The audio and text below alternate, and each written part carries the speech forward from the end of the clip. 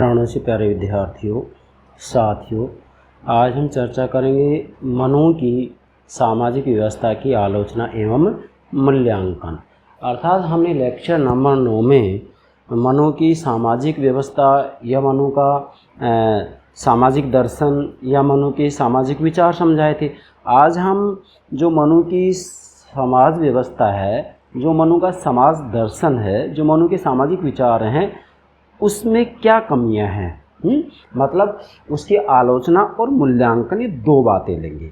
आज का जो लेक्चर है वह मनु की सामाजिक व्यवस्था की क्या आलोचना और मूल्यांकन के संदर्भ में। मतलब मनु ने अपनी पुस्तक मनुस्मृति में जो समाज व्यवस्था के बारे में लेख किया है उसमें क्या कमियां हैं और उसका क्या कोई आज महत्व है, ये बातें हमें देखनी है। सबसे पहले तो मैं मेरे विद्यार्थियों को बताना चाहता हूँ बेटा कि मनुस्मृति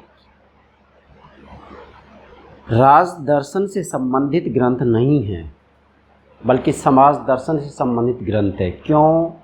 क्योंकि मनुस्मृति में समाज व्यवस्था के बारे में व्यापक रूप में लिखा गया है, जबकि राज व्यवस्था के बारे में मनुस्मृति के केवल 7वें अध्याय में लिखा गया है। केवल 7वें अध्याय में।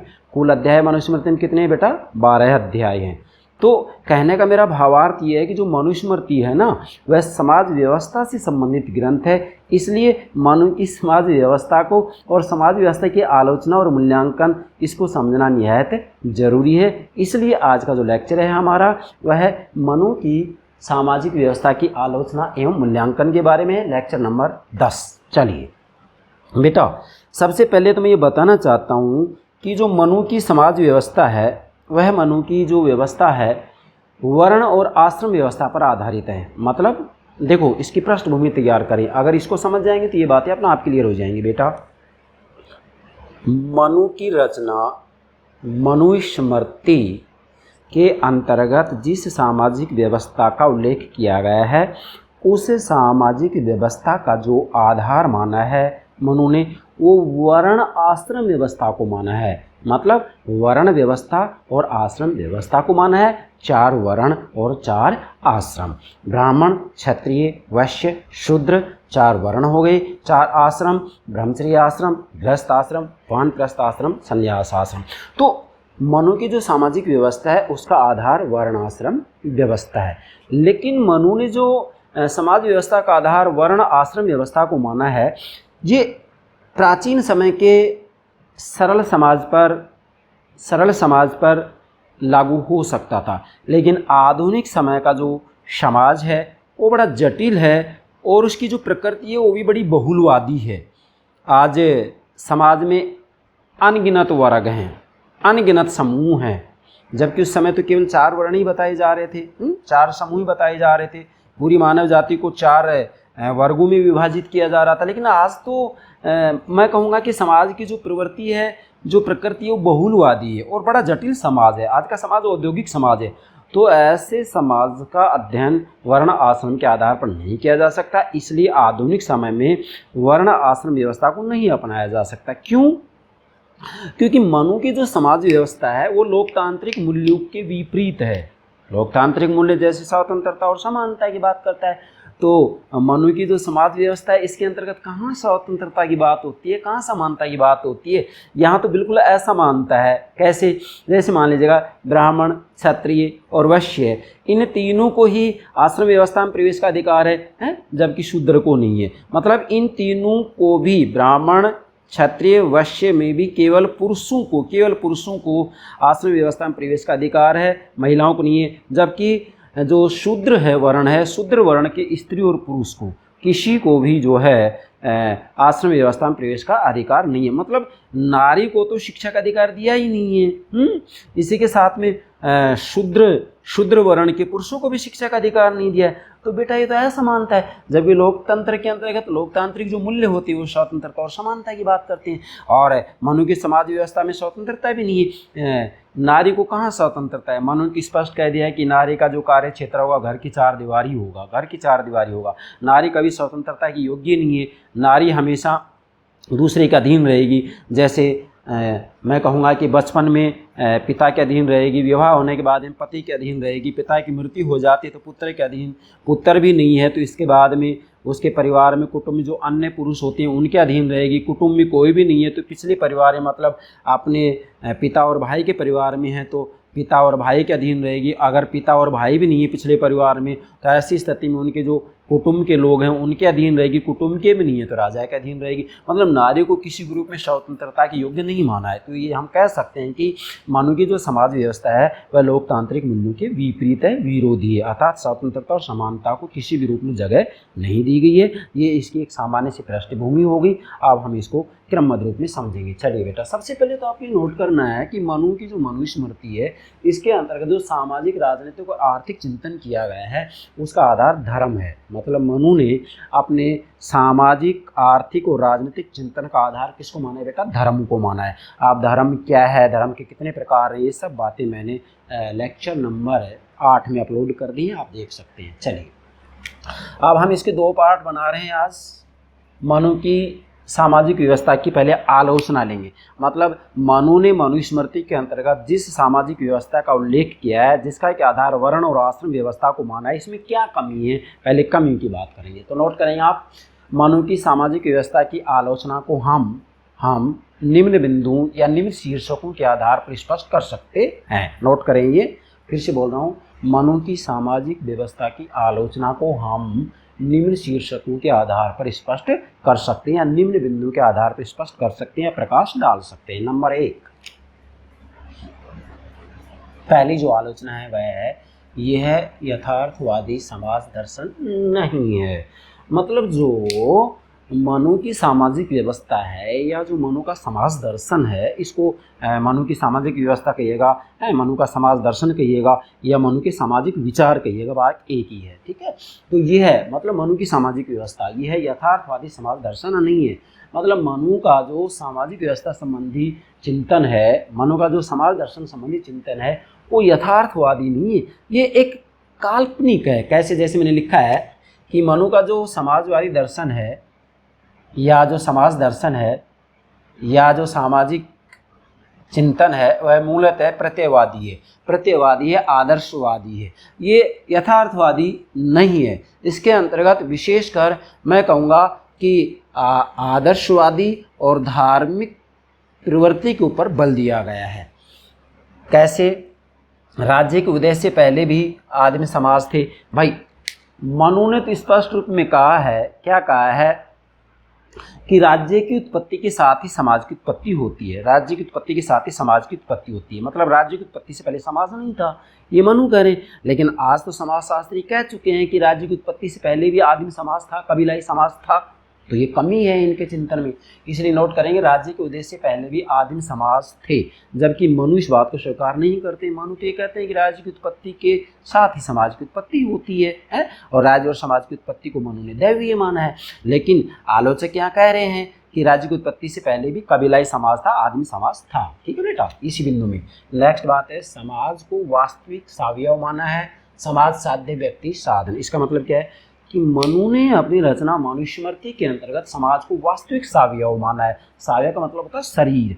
मतलब मनु ने अपनी रचना मनुस्मृति के अंतर्गत समाज को एक शरीर माना है और इस शरीर के 4 अंग माने हैं। 4 अंग कौन से? ब्राह्मण, क्षत्रिय, वैश्य और शूद्र। ब्राह्मण, क्षत्रिय, वैश्य और शूद्र। अब ऐसी स्थिति के अंतर्गत चूंकि समाज को ये शरीर मान रहा है और इसके 4 अंग माने जा रहे हैं, तो ऐसी स्थिति में जो समाज है वह साध्य बन जाता है और व्यक्ति साधन बन जाता है। क्यों?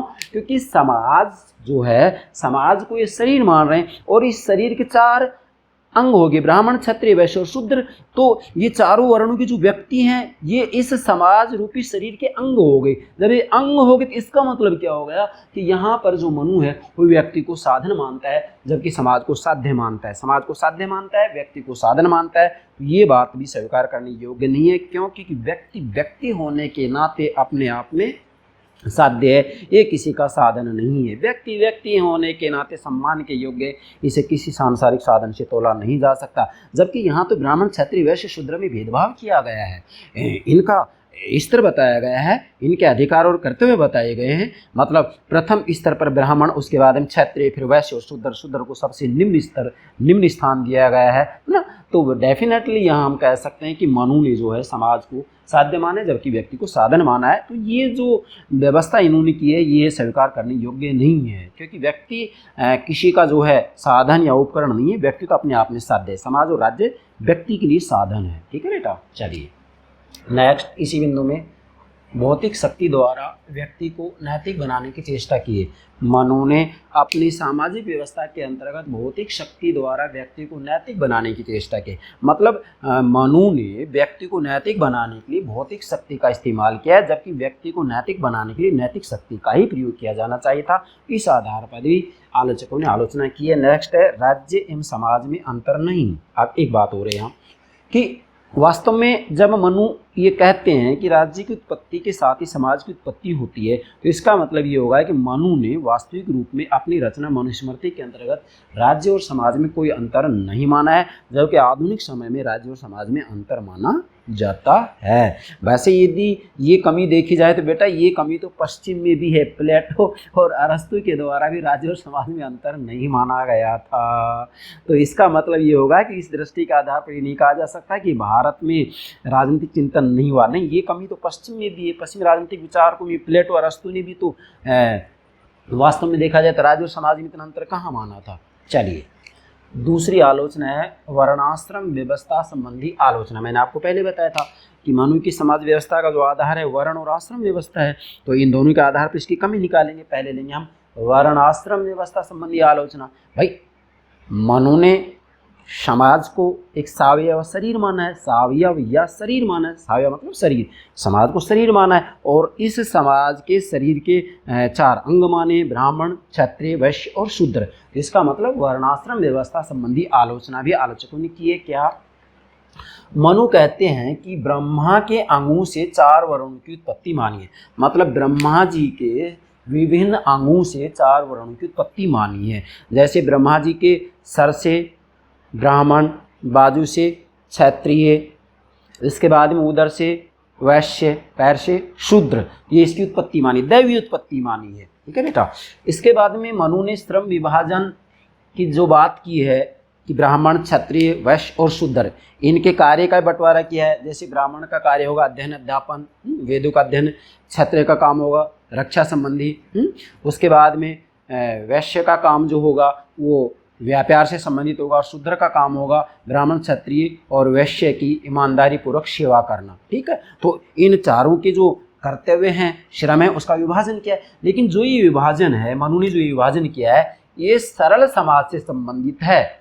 उस समय सरल समाज थे। आज का जो समाज है बड़ा जटिल है। आज के समाज की जो, जैसे मैंने लास्ट में यहाँ भी लिखा भी है, आज के समाज की जो प्रकृति वो बहुलवादी है, बड़ा जटिल समाज है, औद्योगिक समाज है। तो ऐसे समाज के अंतर्गत डेफिनेटली हम कह सकते हैं कि इतने सरल तरीके से श्रम विभाजन नहीं किया जा सकता। अतः इस आधार पर भी इसकी आलोचना की जाती है। नेक्स्ट, इसको भी हम पॉइंट्स रूप में ले सकते हैं। संपूर्ण व्यवस्था अस्पष्ट एवं अंतर विरोध से युक्त है। मनु की जो वर्णाश्रम व्यवस्था है, जिसमें वर्णाश्रम जो व्यवस्था है, यहाँ पर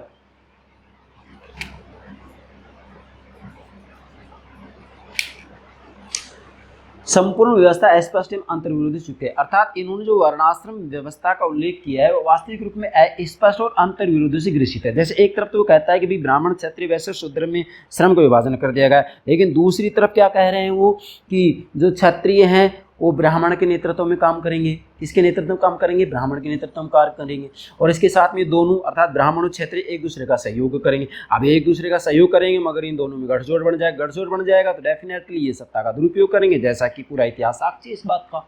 तो अंतर्विरोध से ग्रसित। अंतर्विरोध का मतलब होता है एक तरफ कुछ कहा जाए, दूसरी तरफ कुछ कहा जाए। तो एक तरफ तो ये कह रहे हैं कि भाई ब्राह्मण, क्षत्रिय, वैश्य, शूद्र ये किसी के कार्य में हस्तक्षेप नहीं करें, लेकिन दूसरी तरफ कहा जा रहा है कि ब्राह्मण जो होंगे वो क्षत्रिय के ऊपर नेतृत्व करेंगे। अर्थात तो जो क्षत्रिय वर्ण है वो ब्राह्मण वर्ण के अधीन रहते हुए कार्य करेगा तो हस्तक्षेप करना पड़ेगा। तो इसका मतलब ये अंतर्विरोध है। एक तरफ कुछ कह रहे हैं मनु, दूसरी तरफ कुछ कह रहे हैं। नेक्स्ट, वनवासी समूहों को वर्ण व्यवस्था में स्थान नहीं। अब इसके अंतर्गत ये कमी भी है कि वास्तविक रूप में यहाँ देखा जाए तो जो वनवासी लोग हैं, वनवासी समूह, उनको वर्ण व्यवस्था में स्थान नहीं दिया, वर्ण व्यवस्था में स्थान नहीं दिया, जबकि आज के लोकतांत्रिक समाज में ऐसा हो ही नहीं सकता।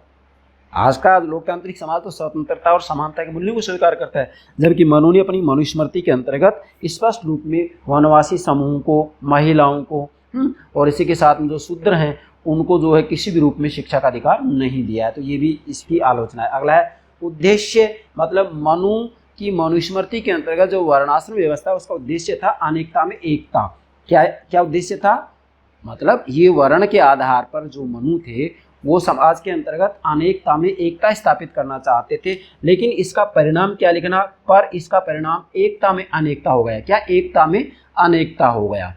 ठीक है, इस आधार पर इसकी आलोचना की गई। अगला है सामाजिक स्तर में अधिकार तय किए हैं, बहुत अंतर है। अर्थात मनु ने अपनी मनुस्मृति के अंतर्गत जो 4 वर्ण हैं, इन 4 वर्णों का जो सामाजिक स्तर है वह सामाजिक स्तर क्रम से कैसे बताया?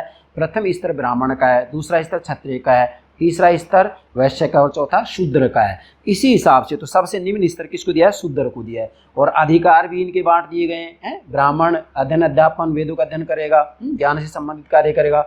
उसके बाद में क्षत्रिय रक्षा, उसके बाद में जो है वैश्य जो होगा वो मैं कहूँगा कि व्यापार संबंधित कार्य करने का अधिकार होगा, और शूद्र है तीनों की सेवा करेगा, ब्राह्मण क्षत्रिय वैश्य की। और ये जो है इसके अंतर्गत बहुत ज़्यादा डिफरेंस बताया गया, जबकि इतना डिफरेंस नहीं होना चाहिए। इस आधार पर भी आलोचकों ने आलोचना की है। और तीसरी जो इसमें कमी है वह है आश्रम व्यवस्था। मतलब आश्रम व्यवस्था में तो विशेष कर इन्होंने एक कमी छोड़ दी। क्या कमी छोड़ दी? कि मनु ने अपनी मनुस्मृति के अंतर्गत स्पष्ट रूप में कह दिया, क्या कह दिया कि जो आश्रम व्यवस्था है, आश्रम व्यवस्था मात्र द्विज वर्ण तक सीमित रखी है इन्होंने। बेटा समझे, द्विज वर्ण तक सीमित। द्विज वर्ण किसको कहते हैं बेटा? द्विज वर्ण का मतलब होता है कि जो प्रथम, देखो टोटल 4 वर्ण हो गए, ब्राह्मण, क्षत्रिय, वैश्य और शूद्र। तो ब्राह्मण, क्षत्रिय और वैश्य जो ये प्रथम 3 वर्ण हैं, प्रथम जो 3 वर्ण हैं, वो जो प्रथम 3 वर्ण होंगे, जो प्रथम 3 वर्ण होंगे वो 3 वर्ण द्विज वर्ण कहलाते हैं। और यहाँ ब्राह्मण, क्षत्रिय और वैश्य वर्ण के पुरुषों को आश्रम व्यवस्था में प्रवेश का अधिकार है। मतलब ब्राह्मण, क्षत्रिय और वैश्य इन तीनों वर्णों के पुरुष शिक्षा प्राप्त करने का अधिकार रखेंगे। बाकी जो शूद्र वर्ण है, शूद्र वर्ण के महिला और पुरुष को शिक्षा का अधिकार नहीं है। मतलब शूद्र वर्ण को किसी भी रूप में शिक्षा का अधिकार नहीं दिया मनु ने, इसलिए मात्र द्विज वर्ण तक सीमित रखा है। किसको? आश्रम व्यवस्था को। मतलब आश्रम व्यवस्था में प्रवेश का अधिकार केवल ब्राह्मण, क्षत्रिय और वैश्य के पुरुषों को है, महिलाओं को भी नहीं है। ब्राह्मण, क्षत्रिय और वैश्य के पुरुषों को है, महिलाओं को नहीं है। जबकि जो शूद्र वर्ण है इसके महिला और पुरुष किसी को भी आश्रम व्यवस्था में प्रवेश का अधिकार नहीं है, मतलब शिक्षा का अधिकार नहीं। कितनी असमानता है। तो आज के जटिल समाज में, आज के बहुलवादी प्रकृति के समाज में ये बात स्वीकार नहीं की जा सकती, क्योंकि आज तो लोकतांत्रिक जमाना है, लोकतांत्रिक युग है। और ऐसे लोकतांत्रिक युग में लोकतांत्रिक मूल्यों को स्वीकार किया जाएगा, स्वतंत्रता और समानता लोकतंत्र के वास्तविक मूल्य हैं, जबकि स्वतंत्रता और समानता का मनुस्मृति के अंतर्गत विरोध किया गया था। इस आधार पर इसकी आलोचना की जाती है। चौथा है स्त्री जाति संबंधी विचारों की आलोचना। बेटा मनु ने अपनी रचना मनुस्मृति के अंतर्गत स्त्री जाति के बारे में जो कहा है, क्या कहा है कि स्त्री किसी भी रूप में स्वतंत्रता के योग्य नहीं है। और विवाह होने के बाद में, कन्यादान करने के बाद में, मतलब कन्यादान विवाह होने के बाद में जो महिला होगी, पिता की संपत्ति में उसका कोई अधिकार नहीं होगा। हाँ, अगर पिता और भाई महिला को कुछ पुरस्कार देते हैं तो उस पुरस्कार पर उसका अधिकार होगा, बाकी विवाह के बाद में पिता की संपत्ति में कोई अधिकार नहीं होगा। तो ये विचार बड़े दकियानुसी हैं। ये विचार मैं कहूँगा कि एक प्रकार से अनुदारवादी हैं कि महिला का कार्य क्षेत्र घर की 4 दीवारी है, उसको किसी भी रूप में स्वतंत्रता नहीं दी जाएगी। वो हमेशा कभी पुत्र के अधीन है, कभी पति के अधीन है, कभी ससुर के अधीन है। फिर कभी अगर परिवार में सब समाप्त हो जाते तो पिछला जो उसका परिवार होता है, पिछला जो कुटुंब होता है उसका, माता पिता का, उसके अंतर्गत उनके अधीन रहेगी। अगर कुटुंब में भी कोई नहीं है तो ऐसी स्थिति में राजा के अधीन रहेगी। मतलब महिला किसी रूप में स्वतंत्रता योग्य नहीं है। तो क्या ये बात स्वीकार करनी होगी? नहीं, आज के आधुनिक युग में ये बात स्वीकार नहीं की जा सकती। एक बात इन्होंने गलत और कही है, क्या कि जो स्त्री होगी उस स्त्री का जो पति है उस पति से यदि महिला को संतान की प्राप्ति नहीं होती है तो उसको नियोग का अधिकार है। नियोग के अधिकार का मतलब होता है कि अगर वह चाहे तो अपने कुटुंब के किसी भी पुरुष से साहचर्य कर करके संतान पैदा कर सकती है, ये अधिकार उसको दिया गया है। हाँ, इतना मैं ज़रूर कहूँगा, एक बात मनुस्मृति में सही कही गई है क्या कि ठीक है महिला को स्वतंत्र रहने का अधिकार नहीं है, परंतु एक बात तो हम मानेंगे, इन्होंने कहा है कि भाई महिला को सम्मान दिया जाना चाहिए, और सम्मान इन्होंने इतना दिलाया है कि जिस घर में महिला का सम्मान नहीं होता है उस घर में कभी शांति या देवताओं का वास नहीं हो सकता है। तो ये बात तो आधुनिक समय में स्वीकार करने योग्य। बाकी जो ये कहा गया है कि भाई महिला स्वतंत्रता के योग्य नहीं है, ये बात स्वीकार नहीं की जा सकती है। क्यों? क्योंकि आज तो देखिएगा, जब किसी भी राष्ट्र राज्य के विकास की बात आती है तो यही बात सबसे पहले कही जाती है कि सबसे पहले ये देख लो आप कि उस राष्ट्र राज्य में महिलाओं का कितना योगदान है, मतलब निर्णय लेने में महिलाओं का कितना योगदान है। जिस देश के अंतर्गत निर्णय लेने महिलाओं को जितना ज़्यादा योगदान होता है वह राज्य उतना ही विकसित होगा। तो आज आप देखिएगा हमारे भारत के अंतर्गत तो लोकसभा में और विधानसभाओं में 33% आरक्षण भी दे दिया गया है। ये जो बिल है पास हो चुका है नरेंद्र मोदी जी के नेतृत्व के अंतर्गत।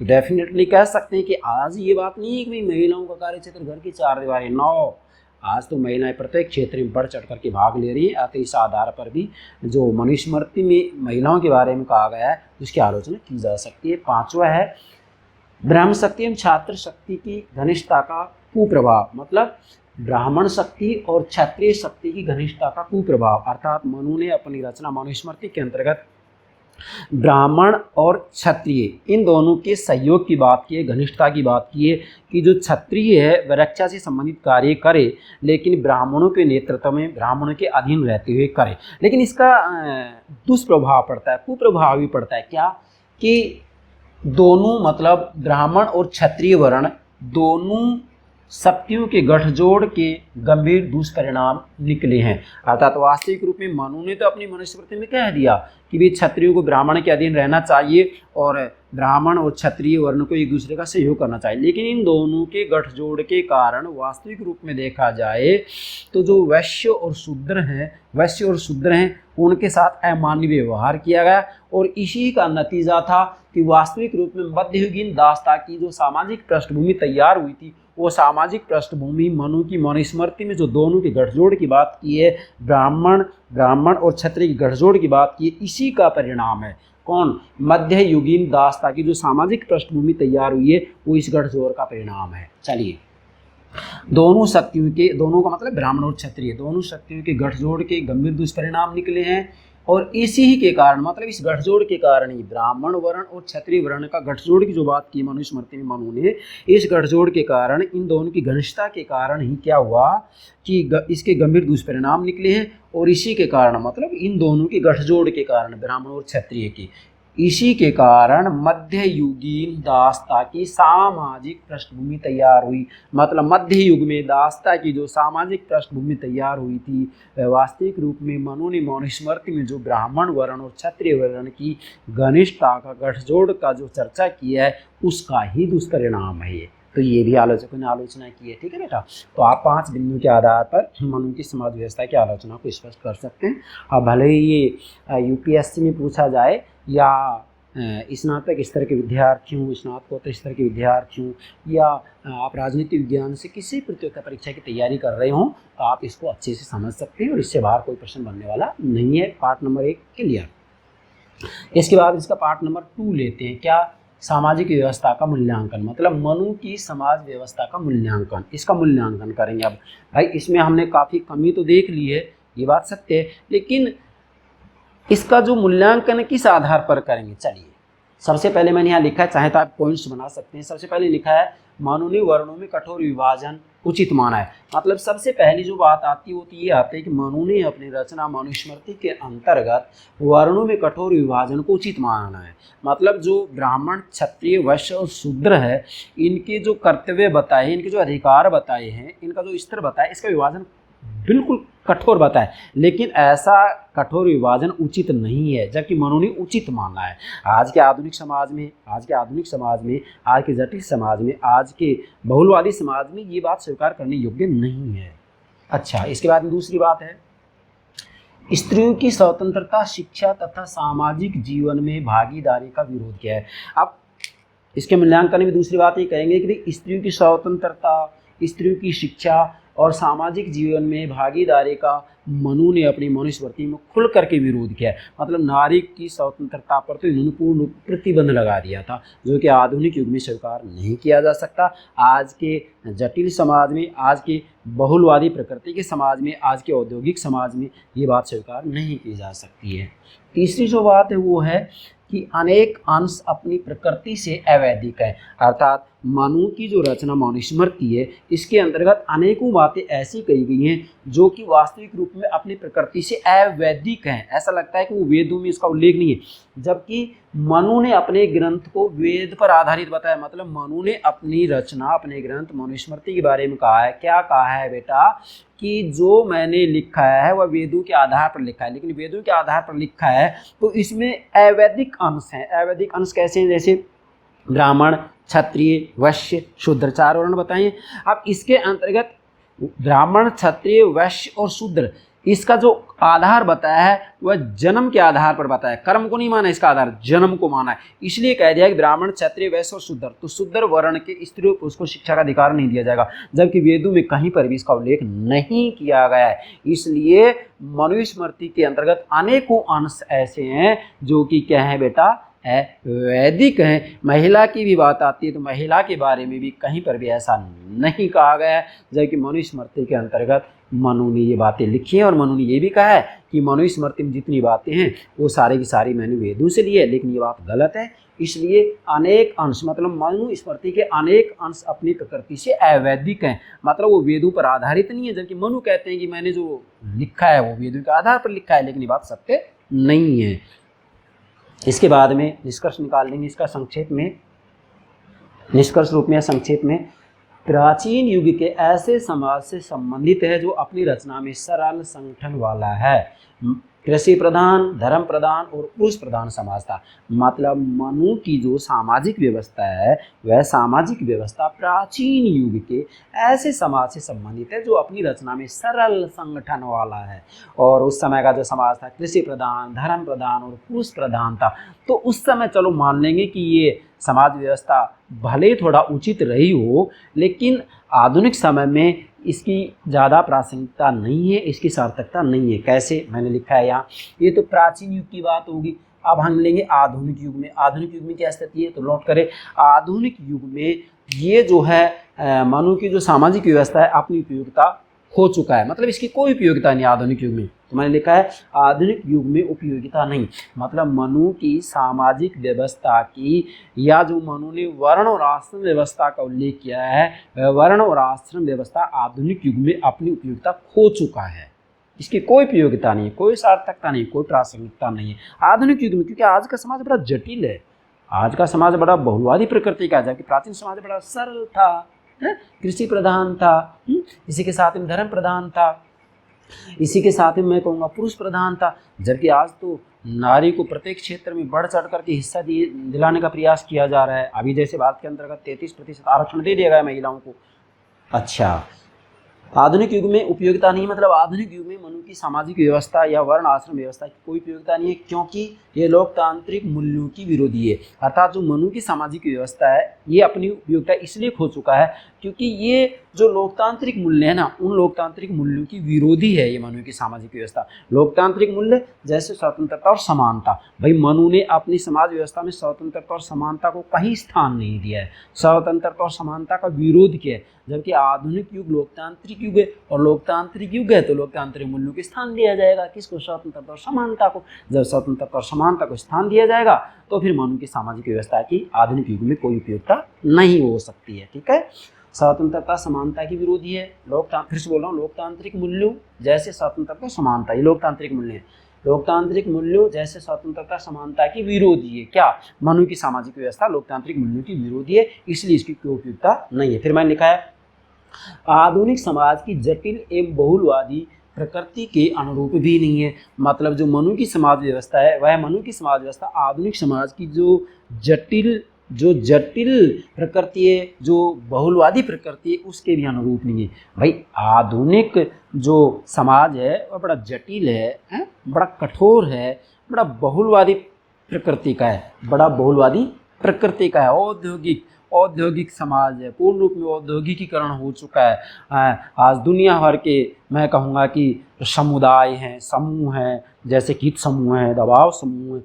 तो डेफिनेटली मनु की समाज व्यवस्था के आधार पर आज की समाज व्यवस्था का विश्लेषण मूल्यांकन नहीं किया जा सकता, आज की समाज व्यवस्था को नहीं समझा जा सकता। अंत में मैं यही कहूँगा कि जो मनु की समाज व्यवस्था संबंधी विचार हैं वो बड़े अनुदारवादी विचार हैं।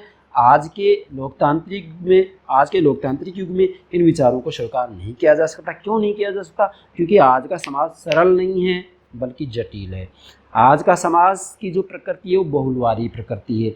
प्राचीन समय में लोकतांत्रिक मूल्यों को उस समय स्थान नहीं दिया जाता था, स्वतंत्रता और समानता को, जबकि आधुनिक युग लोकतांत्रिक युग है और लोकतांत्रिक युग में लोकतांत्रिक मूल्यों को स्थान देना पड़ेगा, स्वतंत्रता और समानता को। अतः ये कहा जा सकता है कि आधुनिक युग में मनु की सामाजिक व्यवस्था अपनी उपयोगिता खो चुकी है या मनु के समाज संबंधी विचारों की आज सार्थकता नहीं रही है, आज इनकी कोई प्रासंगिकता नहीं रही है। ये हुए मनु की सामाजिक व्यवस्था की आलोचना एवं मूल्यांकन।